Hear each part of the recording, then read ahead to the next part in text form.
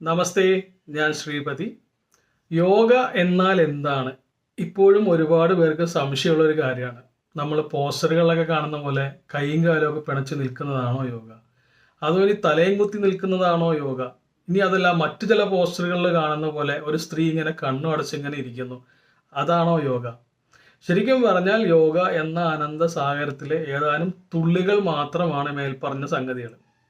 യോഗയുടെ ഡെഫിനിഷനൊക്കെ പറയുകയാണെങ്കിൽ ജീവാത്മാവും പരമാത്മാവും തമ്മിലുള്ള കൂടിച്ചേരലാണ് യോഗ. മനസ്സിന്റെ ദുഃഖത്തെ മാറ്റുവാനുള്ള ഏറ്റവും നല്ല മാർഗമാണ് യോഗ. അങ്ങനെ കുറേ സംഗതികളൊക്കെ ഉണ്ട്. അപ്പം ഞാൻ പറയുകയാണെങ്കിൽ ഒരു സാധാരണക്കാരനെ സംബന്ധിച്ച് അതിൻ്റെ ഡെഫിനിഷനുകളിലേക്കൊന്നും പോകാതെ തനിക്ക് അനുയോജ്യമായ യോഗ ഏതാണെന്ന് നോക്കിയിട്ട് പ്രാക്ടീസ് ചെയ്യുന്നതാണ് അഭികാമ്യം. അതായത് നമ്മുടെ ആധികാരിക ഗ്രന്ഥങ്ങളിൽ നിന്ന് ഉരുത്തിരിഞ്ഞു വന്ന കുറേ തരം യോഗകളുണ്ട്. ഇപ്പം ഹഠയോഗ, രാജയോഗ, അഷ്ടാംഗ യോഗ, അങ്ങനെ പലതരത്തിൽ. ഹഠയോഗ ആകുമ്പം ഫിസിക്കൽ ആക്ടിവിറ്റീസിന് പ്രാധാന്യം കൊടുക്കുന്നു. രാജയോഗ വേറൊരു ലെവലാണ്. ഇപ്പം ഞാനും എൻ്റെ പരിചയത്തിലുള്ള അല്ലെങ്കിൽ എനിക്കറിയാവുന്ന ഏറ്റവും കൂടുതൽ ആൾക്കാരും ഫോളോ ചെയ്യുന്നത് അഷ്ടാംഗ യോഗയാണ്. അപ്പം നമ്മളും പഠിക്കാൻ പോകുന്നത് അഷ്ടാംഗ യോഗയെ പറ്റിയാണ്. പേര് പോലെ തന്നെ 8 അംഗങ്ങളുള്ള യോഗയാണ്.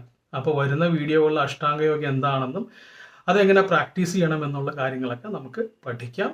യോഗ ഒരു ശീലമാക്കാം.